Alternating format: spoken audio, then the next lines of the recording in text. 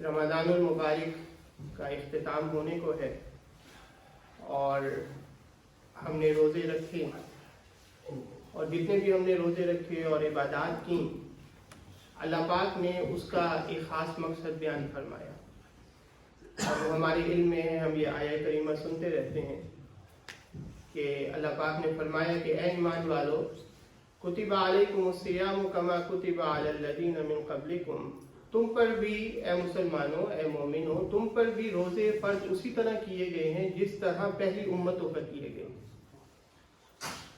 کیوں کیے گئے تھے پچھلی امتوں پر اور تم پر کیوں کیے گئے ہیں؟ لعلکم تتقون، تاکہ تم صاحب تقوی ہو جاؤ، تاکہ تم اللہ سے ڈرنے والے ہو جاؤ۔ اگر ہم غور کریں تو ایک چیز سمجھ میں آتی ہے کہ صرف روزے ہی نہیں بلکہ جتنی بھی عبادات اللہ پاک نے اہل ایمان کے لیے متعین فرمائی یا پچھلی امتوں کے لیے متعین فرمائی، اللہ پاک ہر کسی کا ایک ہی مقصد بیان فرماتا ہے لعلکم تتقون۔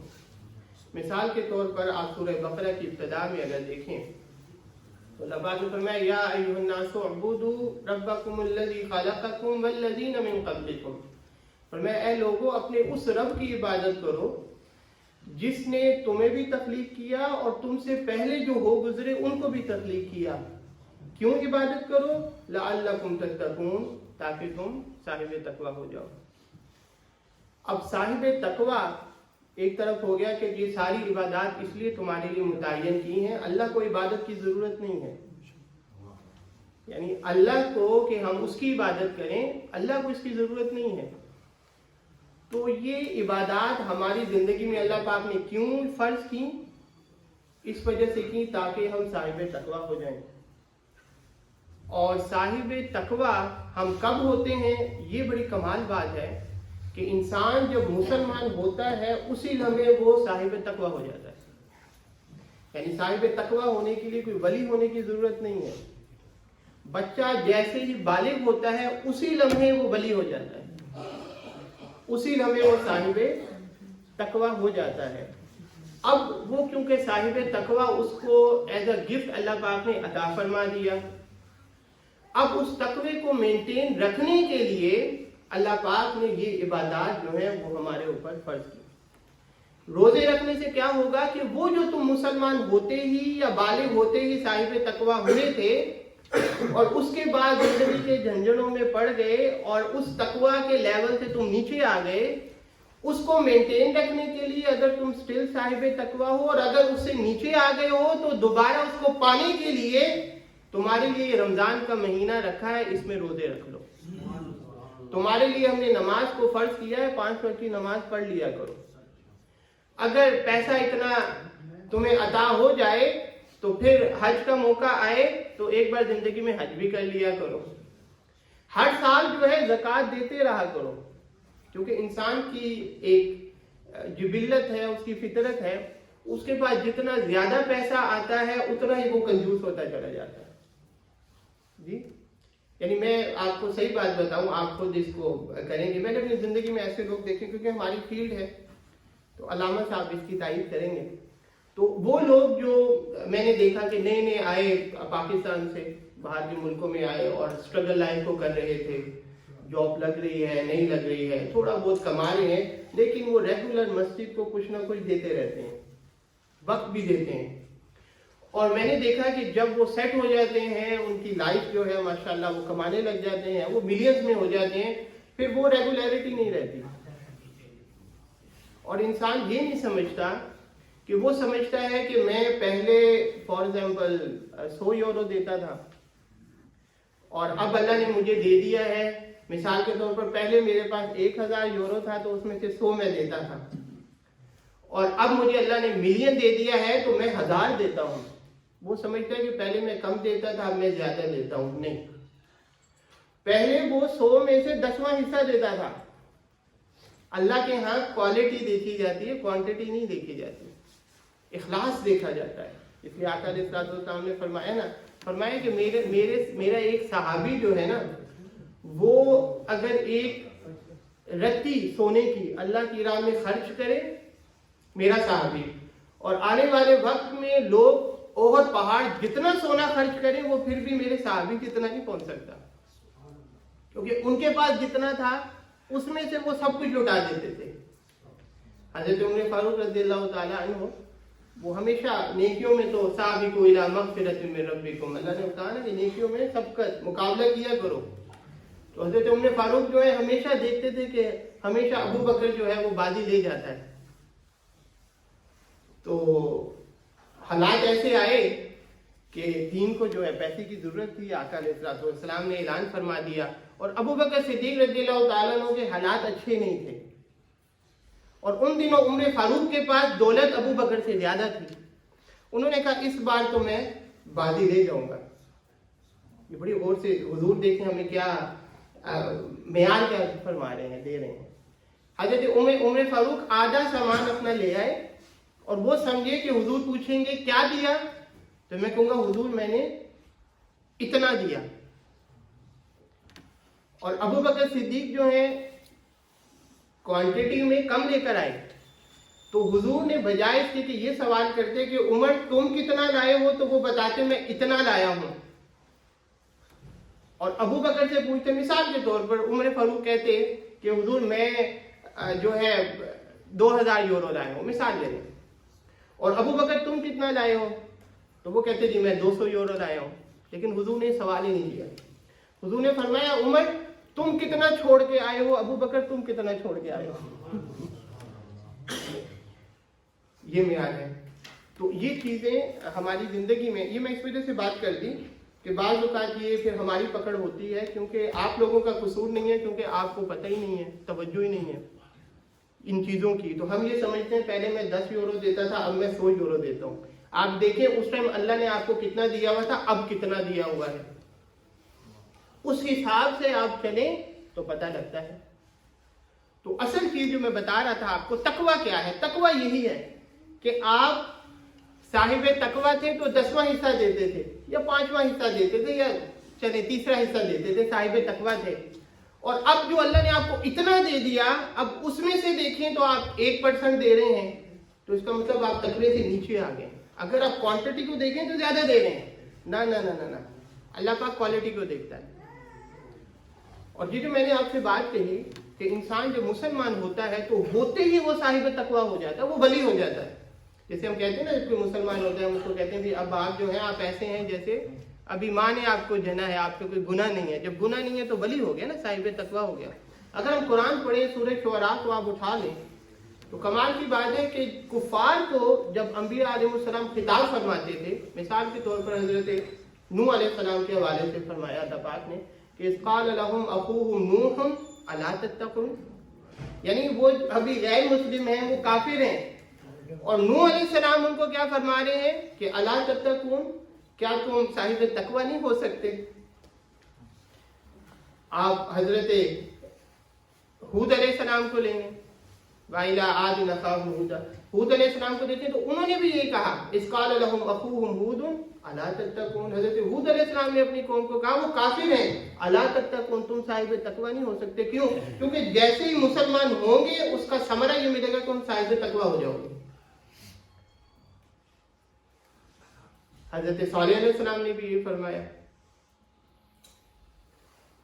اذ قال لهم اخوهم صالح الا تتقون، حضرت شعیب علیہ السلام نے یہ فرمایا اذ قال لهم شعیب الا تتقون، حضرت الیاس وان الیاس لمن المرسلین اذ قال لقومه الا تتقون، انہوں نے اپنی قوم سے کہا وہ کافر ہیں، الا تتقون، کیا تم صاحب تقویٰ نہیں ہو سکتے؟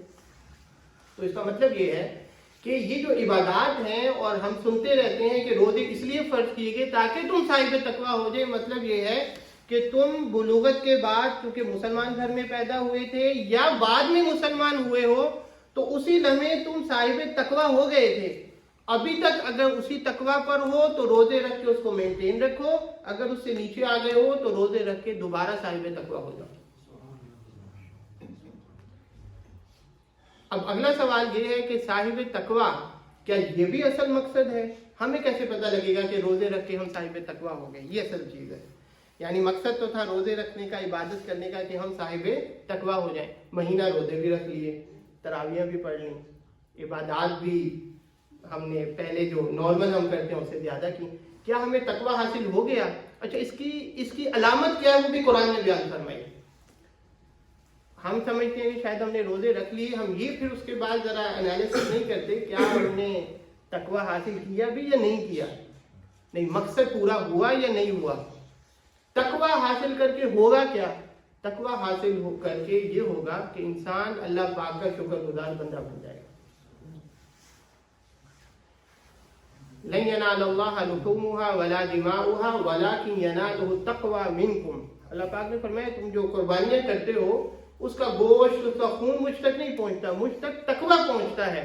اور تقوی کیسے پتہ لگے گا کہ تقوی بھی پہنچا یا نہیں پہنچا؟ اسی سے پچھلی آیت اللہ پاک نے فرمایا كَذَلِكَ سَخَّرْنَاهَا لَكُمْ لَعَلَّكُمْ تَشْكُرُونَ. یہ ساری جو عبادات, یہ قربانی, یہ سب کچھ جو کیا ہم نے اس وجہ سے کیا تاکہ تم اللہ کا شکر ادا کرو. یا ایھا الذین آمنوا کلوا من طیبات ما رزقناکم واشکروا للہ ان کنتم ایاہ تعبدون. اگر تم واقعی اللہ کی عبادت اس لیے کر رہے ہو, روزے رکھ رہے ہو, نماز پڑھ رہے ہو کہ صاحب تقوی ہو جاؤ, اس کی علامت یہ ہے کہ پھر ساتھ شکر بھی ادا کرو. تو اگر ہم شکر ادا نہیں کرتے, مثال کے طور پر آپ دیکھیں نا کہ میں آپ کو بتاتا ہوں کہ ہمیں کیسے پتہ لگے گا کہ ہم شکر ادا کرتے ہیں نہیں کرتے. اور اگر نہیں اس طرف توجہ آج سے کر لیتے ہیں. صبح انسان اٹھے جو ہے وہ یہ بول کرے الحمدللہ میں صحیح سلامت اٹھا ہوں, اللہ پاک نے ہاتھ پاؤں دیے ہیں. سارا دن وہ گزارتا ہے, محنت کرتا ہے, انجوائے کرتا ہے لائف کو, جو بھی ڈیوٹی ہے اس کی وہ کرتا ہے.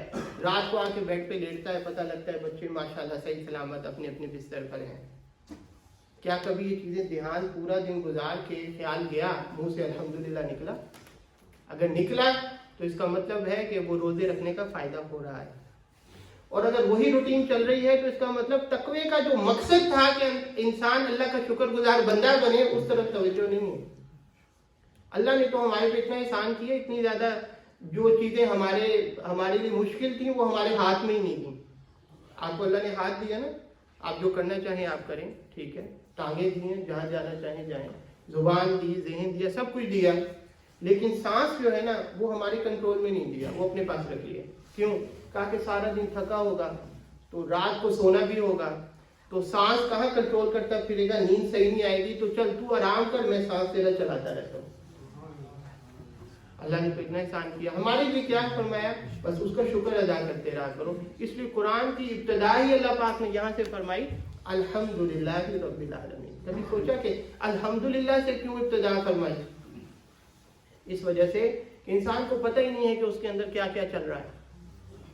آج کل جو اعتکاف میں شیخ الاسلام ڈاکٹر محمد طاہر القادری صاحب کے ان کے جو خطابات ہو رہے ہیں آپ سنیں تو آپ انسان کو پتہ لگے گا کہ اللہ نے کیا کیا اس کے اندر کیا کیا انعامات کیے ہوئے ہیں. ہر لمحے اس کا شکر نکلے گا. آقا علیہ الصلوۃ والسلام نے فرمایا انسان جب صبح اٹھتا ہے اور اگر رات سونے تک اس کے پاس کھانے پینے کی, گزارا کرنے کی چیزیں ہیں نا, تو وہ یہی سمجھے کہ اللہ پاک نے ساری دنیا کے خزانے اس کے پاؤں میں لا کے رکھ دیے.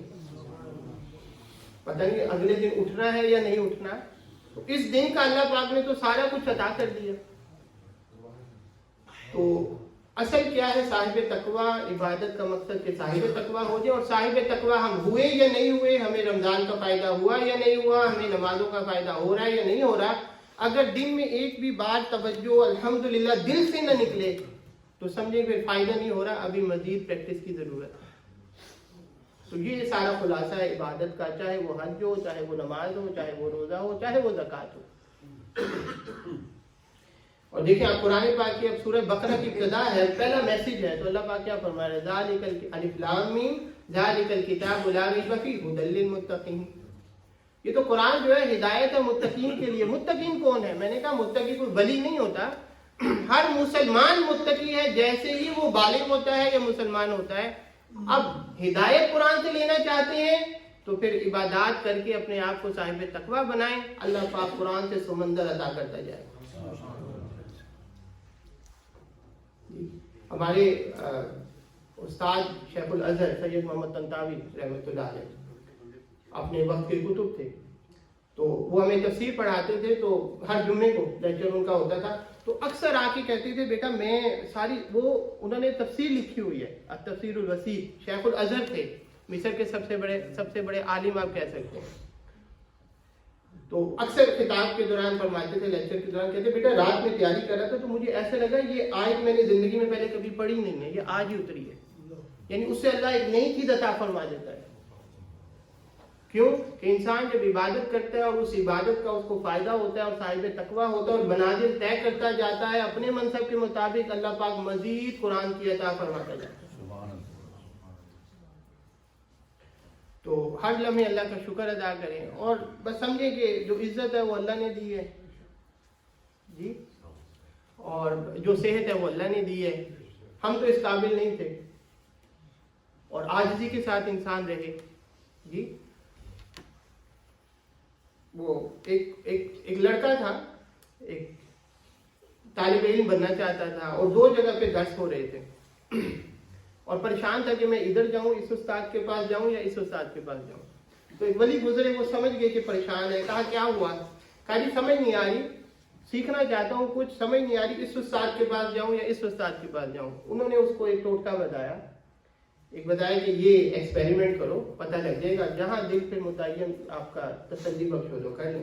وہ کیا تو جا کے وہ جو استاد تھے وہ پڑھا رہے تھے کھڑے ہو کے، بچے بیٹھے ہوئے تھے لڑکے، تو وہ جا کے کھڑا ہو گیا. تو انہوں نے کہا جی بیٹھ جاؤ. انہوں نے کہا نہیں میں آپ کی مجلس میں نہیں بیٹھوں گا. انہوں نے کہا کیوں؟ انہوں نے کہا مجھے پتہ ہے آپ کیا ہیں، آپ کی جو ماضی ہے مجھے پتہ ہے کیا ہے. تو انہوں نے کہا جاؤ میں بھی تمہیں کچھ نہیں سمجھتا، چلو جاؤ ہمیں پڑھانے دو. تو آگے سے بد اخلاقی کے ساتھ اس کو نکال دیا. دوسری جگہ پہ وہ گیا، ادھر بھی کھڑا ہوا تو انہوں نے استاد نے کہا کہ آپ بیٹھ جائیں. تو انہوں نے کہا میں نہیں بیٹھوں گا، مجھے پتہ ہے آپ کیا ہیں.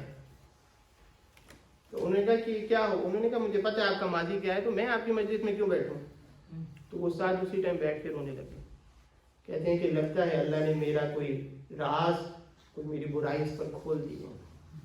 تو وہ اگلے کو اٹیک نہیں، وہ اپنا سمجھتے ہیں کہ اپنا یاد کرتے ہیں، اللہ سے توبہ کرتے ہیں. یہ جو مزاج اگر ڈیولپ ہو جائیں، سمجھ جائیں کہ رمضان کا فائدہ ہو گیا. اور اگر وہی اکڑ پن رہے اور وہی کیا کہتے ہیں کہ ایگو رہے اور سب کچھ رہے، تو اس کا مطلب کہ رمضان گزر گیا، کوئی فائدہ نہیں ہوا، بس وہ رسم ہی ہم نے گزار لیا ہے. تو اصل یہ ہے کہ عبادات کو ہم نے رسم بنا لیا. نہیں، اصول آپ کو بتایا، ان تمام عبادات کا جو مقصد ہے، اللہ پاک کو عبادت کی ضرورت نہیں ہے، ہمارے لیے اللہ پاک نے اس کو متعین کیا. کیوں؟ لعلکم تتقون، تاکہ صاحب تقویٰ ہو جاؤ. اور صاحب تقویٰ ہمیں کیسے پتہ لگے گا کہ ہم ہوئے یا نہیں؟ اگر لائف میں ہر لمحے انسان شکر ادا کر رہا ہے تو سمجھے صاحب تقویٰ ہو گئی. اس کے سامنے کوئی اس کی تعریف کرے تب بھی الحمدللہ، کوئی اس کی انسلٹ کرے تب بھی الحمدللہ. حضرت سعد بن عبداللہ تستری رحمۃ اللہ علیہ ہر وقت مسکراتے رہتے تھے. زندگی میں کسی نے ان کو کبھی غمگین نہیں دیکھا. تو کسی نے ایک دفعہ پوچھا کہ حضرت سو لائف میں اپس اینڈ ڈاؤن ہوتے ہیں، سو اونچ نیچ آتی ہے، لیکن آپ کو ہم نے کبھی غمگین دیکھا ہی نہیں، ہر وقت مسکراتے رہتے ہیں. تو فرمایا کہ یہ جو کائنات ہے نا پوری، یہ میرے حکم سے چل رہی ہے. تو جو بھی ہو رہا ہے میری مرضی سے ہو رہا ہے، تو اس وجہ سے میں خوش رہتا ہوں. انہوں نے کہا جی بات تو ٹھیک ہے آپ کی، لیکن سمجھ نہیں آئی، یہ تو اللہ کے حکم سے چل رہی ہے. تو انہوں نے کہا اصل بات یہ ہے کہ میں نے اپنی ہر چاہت کو اللہ کی چاہت کے تابع کر دیا ہے. اب جو اس کی چاہت ہے وہی میری چاہت ہے جی. تو واقعات آپ سنتے رہتے ہیں اولیاء کرام کے. حضرت میاں میر رحمۃ اللہ علیہ کالی کھانسی لگی ہوئی تھی ان کو، علامہ صاحب نے سنایا ہوگا آپ کو واقعہ یہ کئی بار جی. کالی کھانسی لگی ہوئی تھی، لیکن کیا ہے اس کی رضا پہ راضی ہوں. حضرت ایوب علیہ السلام 18 سال بیمار رہے. کسی نے بعد میں پوچھا کہ وہ ٹھیک تھا یا یہ ٹھیک تھا؟ پر میں اللہ نے صحت دی الحمدللہ، لیکن جو مزہ اس میں تھا وہ نہیں ہے. کیوں؟ فرمایا کہ اللہ پاک جو ہے وہ جب پیک پر میری درد ہوتی تھی نا، رات کو خود پوچھتا تھا ایوب کیا حال ہے، اور جب دن میں ہوتی تھی پھر شام کو تو پھر اللہ پوچھتا تھا. بس اسی ذوق میں اسی حد میں وقت گزر جاتا تھا. میں وہ علامہ صاحب کو میں ذکر کروں، یہ جو کیفیت ہے نا کہ اس میں جو مزہ تھا وہ اب نہیں ہے. اس کا مزہ جو ہے نا جو ہم حفاظ ہوتے ہیں وہ لیتے ہیں کبھی کبھی. ابھی ہم جب تراویح پڑھاتے ہیں تو سارا دن جو ہے وہ ایک پریشر تو ذہن پہ ہوتا ہے نا کہ آپ نے پڑھانا ہے جا کے، وہ ایک آپ سمجھے پریشر کہیں اس کو، یا اس کو تھوڑی سی پریشانی ہے، ہماری عام زبان میں کہہ دیں تھوڑا سا رہتا ہے. وہ کیفیت جو ہے پھر وہ ریلیکس ہم ہو جاتے ہیں جیسے قرآن پاک ختم ہوتا ہے. لیکن بعد میں سوچتے ہیں کہ اس میں تھوڑی سی ٹینشن ضرور تھی، لیکن وہ جو مزہ تھا نا وہ پھر باقی 11 مہینے نہیں ہوتا. یہ آپ کو حقیقت میں بتا رہا ہوں. تو وہ اللہ کی رضا میں راضی رہنا جس کیفیت میں بھی وہ رکھے, اس میں جو مزہ ہے وہ اپنے مزے میں رہ کر وہ مزہ نہیں ملتا.